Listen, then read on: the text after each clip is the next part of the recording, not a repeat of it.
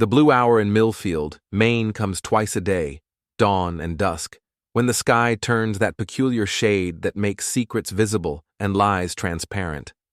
I should have paid more attention to that old saying growing up here. Maybe then I wouldn't be sitting in my weather-beaten Victorian at 3 a.m, staring at my wife's tablet like it's a loaded gun.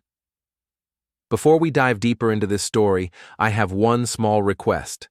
Please subscribe, drop a like, comment, and hit that hype button to boost this channel so more people can discover these incredible Reddit stories. My name is Eliot Brewer, and I run the only art gallery in this coastal town of 1,200 souls. Used to be a carpenter until a fall from scaffolding left me with a permanent limp and a need for steadier work. The gallery pays the bills, barely, and gives me something to do besides watch my marriage slowly rot, like the pier pilings down at the harbor. Tessa left her tablet on the kitchen counter again. She's been careless lately, probably because she thinks I'm too stupid or too trusting to look. Wrong on both counts, sweetheart. The folder labeled Festival Planning caught my eye first. Innocent enough, Tessa manages events for the town, including our annual Blue Hour Festival. But when I opened it, festival planning was the last thing on my mind. Photos, dozens of them. My wife and Colby Rusk in positions that definitely weren't discussing parade routes. Text messages that made my stomach turn. "Can't wait to taste you again," from Colby. "Eliot's working late at the gallery. Come over," from Tessa. "When are you going to leave that loser?" from Colby. "Soon. Very soon," from Tessa. I set the tablet down carefully, like it might explode. Outside, the wind howled off the Atlantic, rattling the old windows. Appropriate soundtrack for discovering your wife of 8 years has been screwing the town's golden boy restaurateur, Colby Rusk.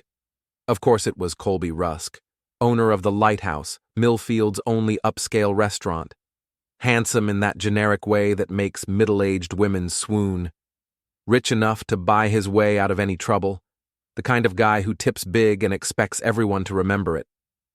I limped to the kitchen and poured 3 fingers of bourbon.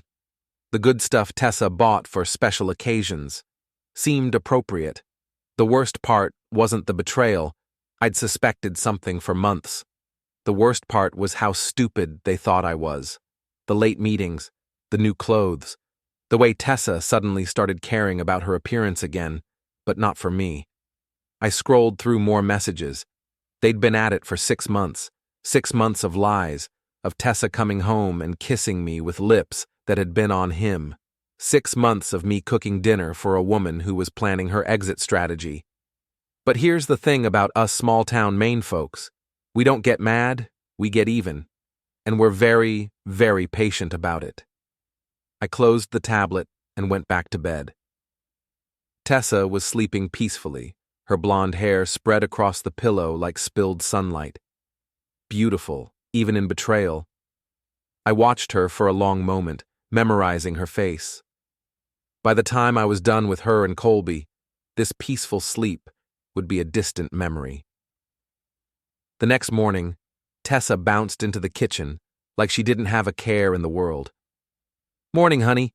Coffee's ready. I've got the festival committee meeting at 10, then lunch with Margot." Margot. Her best friend and co-conspirator, no doubt. The one who ran the spa and probably covered for Tessa's afternoon appointments. "Sounds busy," I said, not looking up from my eggs. "You know how it is during festival season. Everyone wants everything perfect for the tourists." "Perfect. Right. I'll probably work late at the gallery tonight," I said. "New shipment coming in from Portland." Her face lit up just a fraction too much. "Oh, okay. I might grab dinner with Margot then. Girls' night." "Sure thing, sweetheart." She kissed the top of my head and grabbed her purse. "Love you." "Love you too," I lied. After she left, I called my assistant Sam. 25 years old, smart as hell, and loyal to a fault. If I was going to war, I'd need allies. "Sam, I need you to do me a favor. Quietly." "What kind of favor, boss?" "The kind that stays between us. Can you dig up everything public record on Colby Rusk? Business licenses, health inspections, tax filings, everything. Colby Rusk, the restaurant guy? What's he done? Just do it, Sam. And keep it quiet. You got it, boss. But if you're planning something, maybe you should… I'm not planning anything, I said. Yet. The flight to Boston was supposed to be for gallery business, meeting with a new artist, picking up some pieces. But as I settled into my aisle seat, the universe decided to deal me an interesting hand. The woman who sat beside me was stunning in that effortless way that comes with good genes and better money. Dark hair, green eyes, wearing clothes that cost more than I made in a month. She looked familiar, but I couldn't place her. "You're Eliot Brewer," she said as the plane taxied. "You own the gallery in Millfield." "Guilty as charged. And you are?" "Moira Castellano. I have a house on Mirror Lake." Mirror Lake, the expensive side of town where the summer people built their McMansions. But she didn't sound like a tourist. "I know this is going to sound strange," she continued, "but I need to tell you something about your wife." My blood went cold. What about my wife? "She's been sleeping with my husband." The plane lifted off, and I felt like I was falling. "Your husband?" "Colby Rusk. We've been married 3 years, separated for 2 thanks to his wandering dick." I stared at her. "You're Colby's wife?"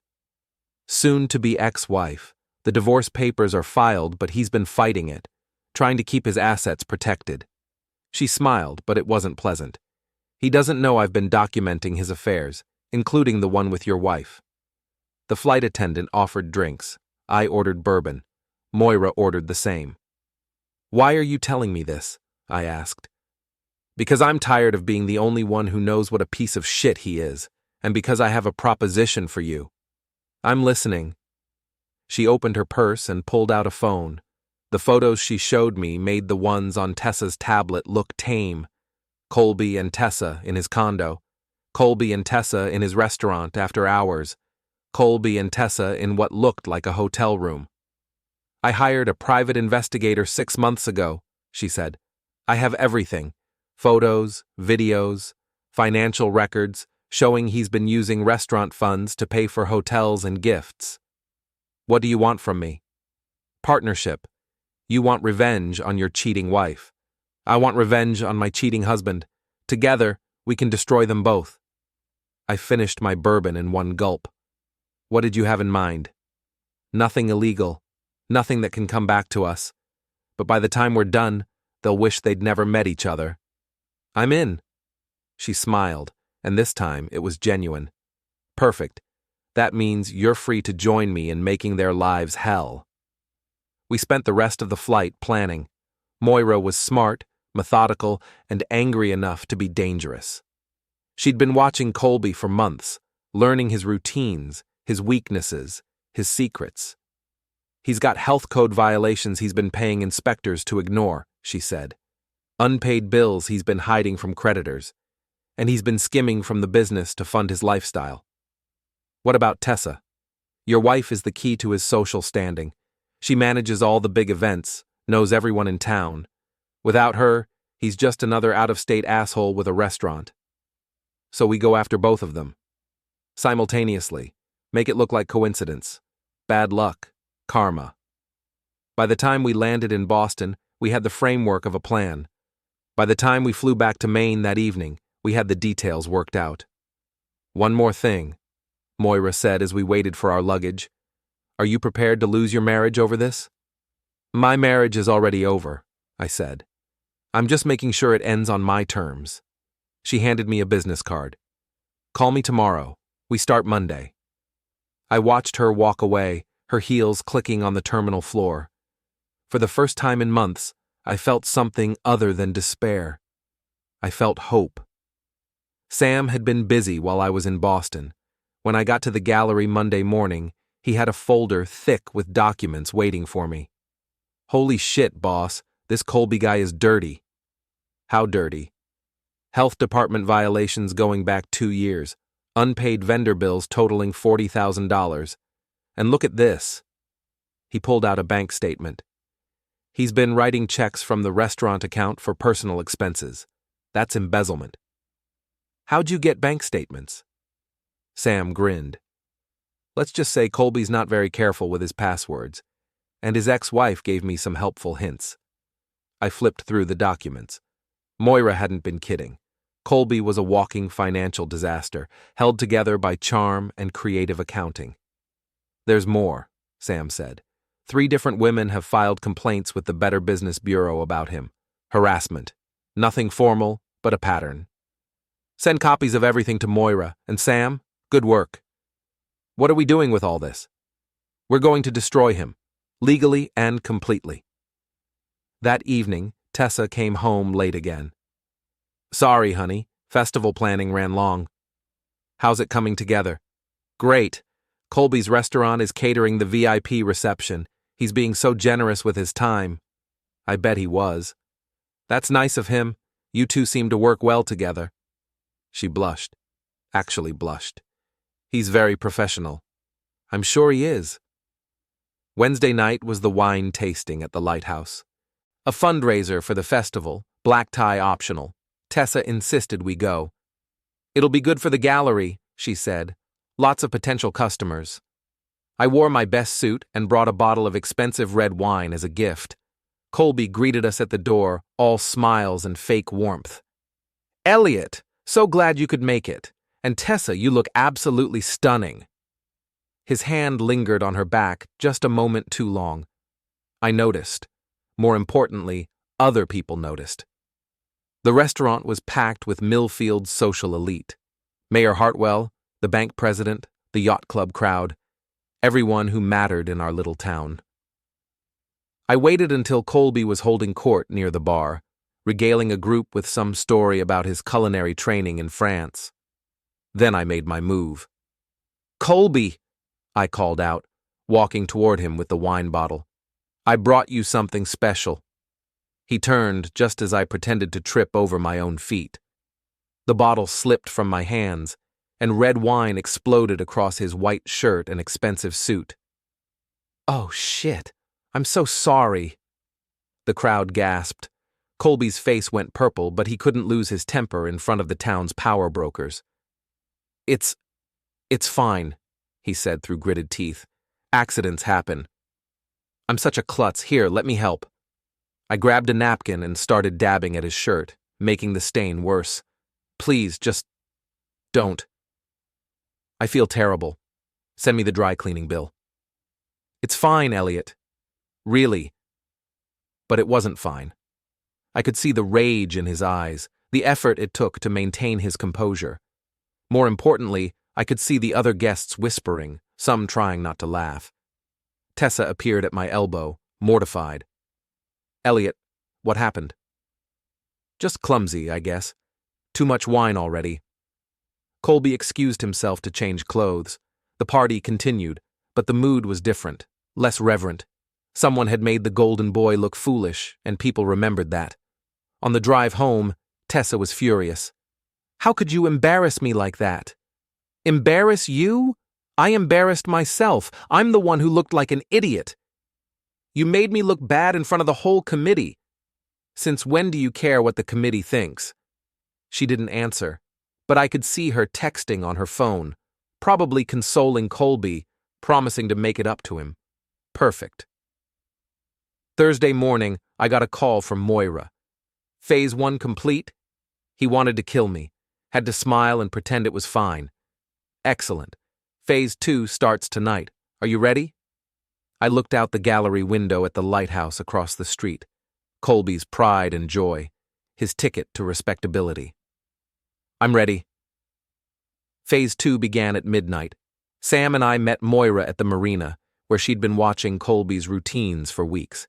He parks his Porsche in the same spot every night, she said, pointing to the restaurant's back lot. Leaves it there until morning. And? High tide is at 2:30. The lot floods during storm surge. I looked at the sky, clear and calm. No storm tonight. Moira smiled. There will be. Sam had brought his friend Tommy, who ran a towing service. For $200 cash, Tommy was willing to relocate one expensive sports car to a more interesting location. The sandbar off Miller's Point, Moira explained. It's accessible at low tide, completely underwater at high tide. That's destruction of property, I said.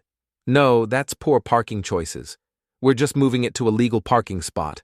What happens after that is nature. At 1:30, we put the plan in motion. Tommy's tow truck made quick work of the Porsche, hauling it out to the sandbar while the tide was still low.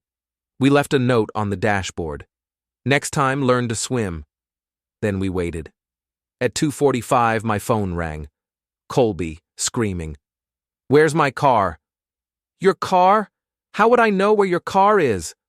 Someone stole it. Someone stole my Porsche. That's terrible, Colby. Have you called the police? Of course I called the police. They said it might be a prank. They asked if I'd pissed anyone off lately. Can't imagine why they'd ask that. This is about the wine, isn't it? You're still mad about the wine? Colby, I spilled wine on you by accident. Why would I steal your car over that? Because you're a bitter, jealous... I hung up. 20 minutes later, Moira called. Turn on Channel 8. The local news was running a breaking story about a Porsche found stranded on Miller's Point sandbar. The reporter was having a field day with it. The expensive sports car appears to have been abandoned at low tide and is now completely submerged. Coast Guard officials say they'll attempt a recovery at the next low tide, but saltwater damage will likely total the vehicle. The camera panned to show Colby standing on the shore, soaking wet, screaming at a tow truck driver. He'd apparently tried to wade out to the car himself. My phone rang again. This time it was Tessa. Did you see the news? About what? Colby's car. Someone played a terrible prank on him. That's awful. Who would do such a thing? He thinks it was you. Me? Why would I do that? The wine incident. He's convinced you're trying to sabotage him. Tessa, I spilled wine by accident. I'm not some criminal mastermind. But even as I said it, I was planning Phase 3. Friday morning brought more good news. Sam had been busy again. Boss, you're going to love this. Remember those health code violations? Yeah? Someone anonymously tipped off the state health department. They're doing a surprise inspection of the lighthouse this afternoon. Someone? Someone who might have access to Colby's wife's private investigator files. At 3 o'clock, I positioned myself across the street from the restaurant. Right on schedule, 2 state inspectors arrived with clipboards and serious expressions. They were inside for 2 hours. When they came out, one of them was shaking his head. They posted a notice on the front door and left. I walked over to read it. Closed pending health department review. My phone buzzed. Text from Moira. Phase 3 complete. Ready for the finale? I typed back, let's finish this. That night, Tessa came home in tears. They closed the lighthouse. Some bullshit health department thing. Colby's devastated. I'm sorry to hear that. His whole business could be ruined. All those people depending on him for jobs. I'm sure he'll figure it out. Guys like Colby always land on their feet. She looked at me suspiciously. You don't seem very upset about this. Should I be? It's not my restaurant. But he's been good to us. Good to the town. Has he?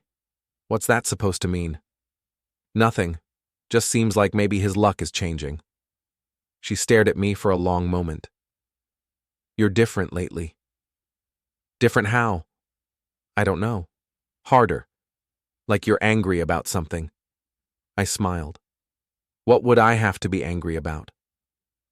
She didn't answer, but I could see the wheels turning. Finally, the guilt was starting to eat at her. Good. The Blue Hour Festival was Millfield's biggest event of the year.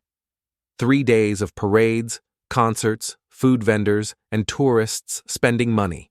The whole town turned out, and this year's festival was going to be unforgettable. Tessa had been working frantically to save the event after the lighthouse's closure. The VIP reception needed a new caterer, sponsors were getting nervous, and Colby was making increasingly desperate phone calls to anyone who would listen. He's talking about suing the health department, Tessa said over breakfast Saturday morning. Says they're targeting him unfairly. Maybe he should focus on fixing the violations instead of blaming everyone else. The violations are minor, Just paperwork issues. Paperwork is important in the restaurant business. She slammed her coffee cup down. Why are you being such an asshole about this? I'm not being an asshole. I'm being realistic. You're enjoying this. You're actually enjoying watching him suffer. I looked up from my eggs. Am I? Yes. Ever since the wine thing, you've been different, mean. Maybe I'm just tired of pretending. Pretending what? That I don't know. The color drained from her face. Know what? I pulled out my phone and showed her one of the photos from her tablet. Tessa and Colby, naked and intertwined in his condo. Know about this. She stared at the screen for a long moment, then looked up at me with tears in her eyes. Eliot, I can explain. No need. I know everything. 6 months of lies. 6 months of you coming home to me after being with him. 6 months of planning to leave me for that piece of shit. It's not what you think. It's exactly what I think. The question is, what are we going to do about it? She wiped her eyes. What do you want? I want you gone. Today. Pack your things and get out. This is my house too. Actually, it's not. It's my house. My name on the deed. My money that bought it. You can go live with your boyfriend. Eliot, please. We can work this out. No, we can't. And neither can you and Colby. What's that supposed to mean? I smiled. You'll find out soon enough. The festival's opening ceremony was scheduled for 6 o'clock, right at the beginning of Blue Hour. The whole town gathered in Harbor Park, with a stage set up for speeches and the crowning of the festival queen. I arrived early and found a good spot near the front. Moira appeared beside me, elegant in a black dress. Everything ready? She asked. Sam's in position with the projection equipment. The health department inspector is in the crowd, and Colby's creditors should be arriving any minute. What about Tessa? She'll be here. She wouldn't miss her moment in the spotlight. At exactly 6 o'clock, Mayor Hartwell took the stage to welcome everyone to the festival. The crowd was in a good mood, ready for 3 days of celebration. Before we begin tonight's festivities, the mayor said, I'd like to thank our event coordinator, Tessa Brewer, for all her hard work. Tessa climbed onto the stage, beaming. She loved being the center of attention, loved the applause and recognition. Thank you, Mayor Hartwell. This year's festival is going to be our best yet, despite some recent challenges with our catering situation. That was my cue. I nodded to Sam, who was operating the projection equipment from behind the crowd. The large screen behind the stage, meant for displaying sponsor logos, suddenly lit up with a very different image. Tessa and Colby, in vivid high definition, doing things that definitely weren't suitable for a family event. The crowd gasped. Someone screamed. Parents covered their children's eyes. Tessa spun around and saw herself on the 20-foot screen, naked and moaning. Her face went white, then red, then white again. Turn it off, she screamed. Turn it off! But Sam had locked the controls and disappeared into the crowd. The slideshow continued, image after damning image, while Tessa stood frozen on stage. In the chaos, I spotted Colby pushing through the crowd, trying to reach the stage. But he was intercepted by 3 men in suits, the creditors Moira had contacted, armed with court papers and very unhappy expressions. The health department inspector chose that moment to approach the mayor, handing him an official document. Even from a distance, I could see the words, permanent closure at the top. Tessa finally found her voice and started screaming at the crowd, demanding to know who was responsible. But the damage was done. The festival committee members were backing away from her, sponsors were making phone calls, and the gossip mill was already spinning at full speed. Margot, Tessa's supposed best friend, was nowhere to be seen. I'd had a conversation with her earlier in the week about her spa's tax problems and how they might become public knowledge if she didn't distance herself from Tessa's drama. "This is all a mistake!" Tessa shouted into the microphone. Someone is trying to destroy me! No, I called out from the crowd, loud enough for everyone to hear. Someone succeeded. She found me in the crowd, her eyes blazing with hatred and humiliation. You did this! You sick, pathetic— I did nothing illegal, I said calmly. I just stopped pretending I didn't know what everyone else already suspected. The police arrived to restore order, but there was nothing criminal to investigate. Public indecency charges, maybe. But the images had been taken in private locations. The projection equipment belonged to the festival committee. No laws broken, just reputations destroyed. Colby was being led away by his creditors, shouting threats and accusations. The restaurant closure had triggered a clause in his loan agreements, making everything immediately due. Without Tessa's social connections and the restaurant's income, he was financially ruined. You think you've won? Tessa hissed as she climbed down from the stage. You think destroying me makes you a man? I think it makes us even. Even? You humiliated me in front of the entire town. You humiliated yourself. I just made sure everyone else knew about it. She looked around at the dispersing crowd, the festival committee members avoiding eye contact, the sponsors packing up their banners.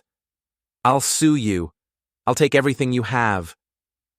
With what lawyer, what money? Face it, Tessa. You bet on the wrong horse, and now you're both going to lose. Moira appeared at my side, slipping her arm through mine.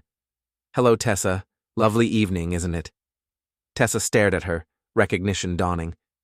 You're his wife. Ex-wife, as of this morning.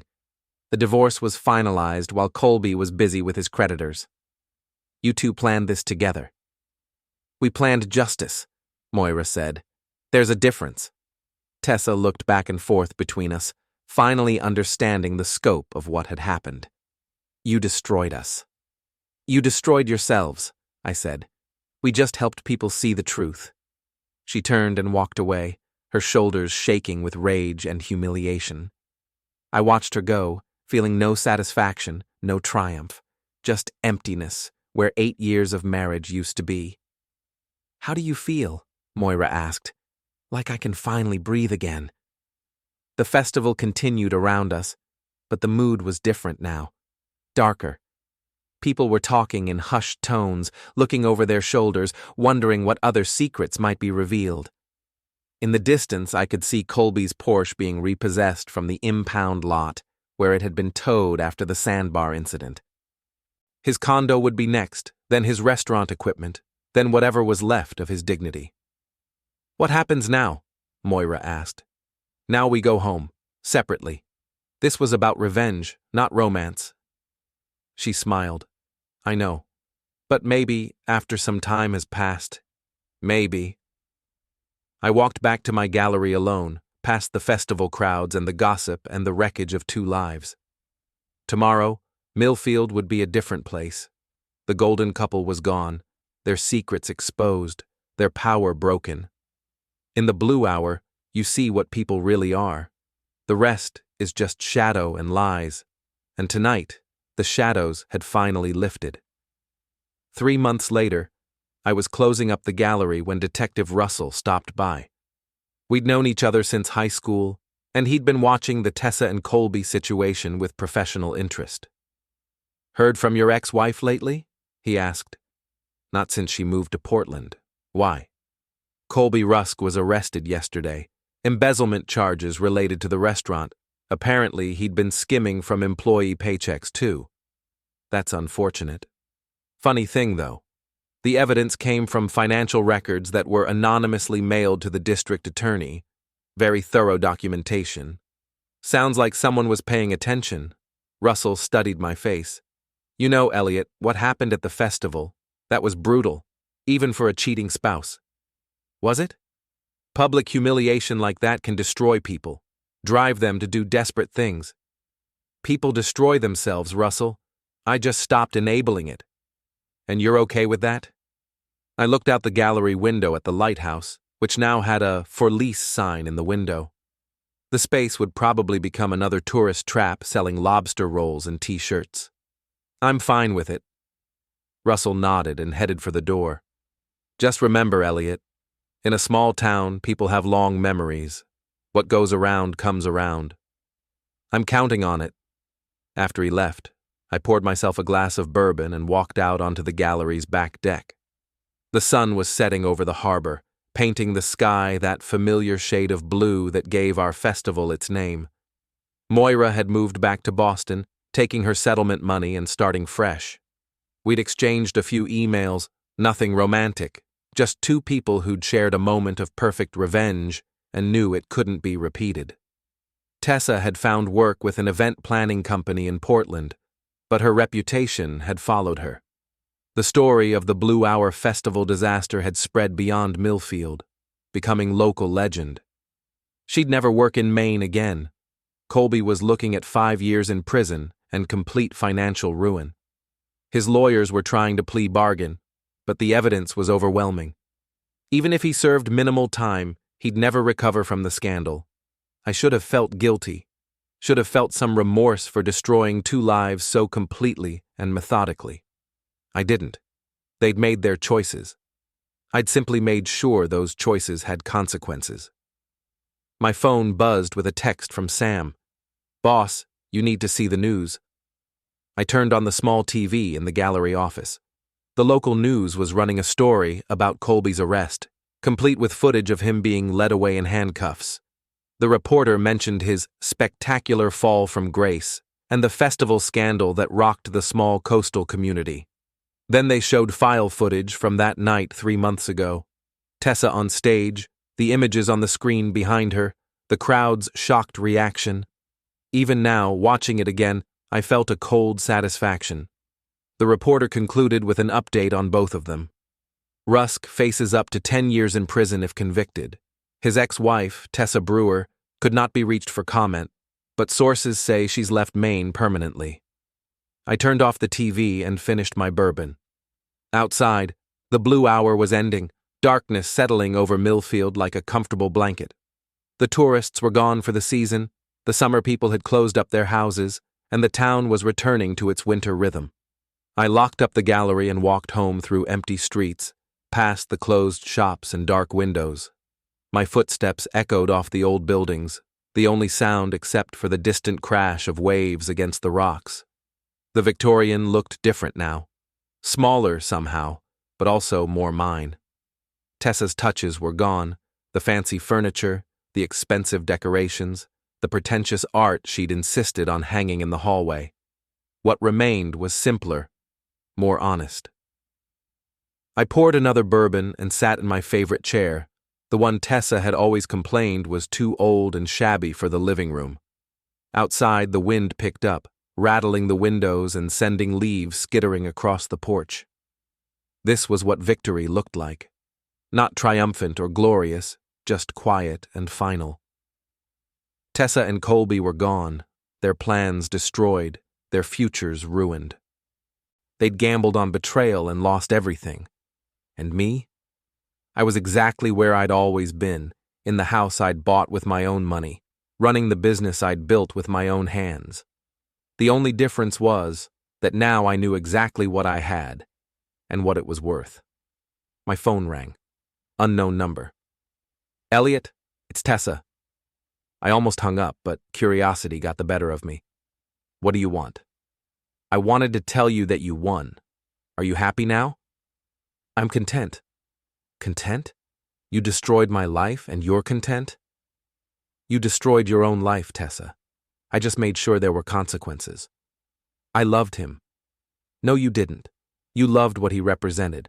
Money, status, excitement. You never loved him any more than you loved me." She was quiet for a long moment. "What we had was real, Eliot. Our marriage meant something. It meant something to me. That's why what you did hurt so much. So you decided to hurt me back. I decided to stop being the only one paying the price for your choices. And now we've both lost everything." I looked around my living room, at the books I'd chosen, the art I'd bought, the furniture that fit my body and my life. "No, Tessa, you lost everything. I just got rid of what was never really mine to begin with." She hung up without saying goodbye. I set the phone aside and walked to the kitchen window. Across town, the harbor lights twinkled like fallen stars. Tomorrow would bring new challenges, new problems, new people to deal with. But tonight, in the blue hour between day and night, I was exactly where I belonged. In a small town, people remember everything. They'd remember Tessa's betrayal and Colby's arrogance. They'd remember the festival disaster and the spectacular fall from grace. And they'd remember that quiet Eliot Brewer, the limping gallery owner everyone had underestimated, had orchestrated it all.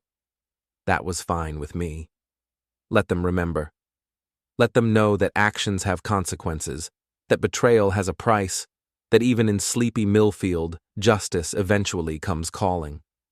I raised my glass to the empty house, to the life I'd reclaimed, to the future that was finally, completely mine. To the blue hour, I said aloud, when everything becomes clear. The wind howled its agreement, and somewhere in the distance, the lighthouse beams swept across the dark water, warning ships away from the rocks.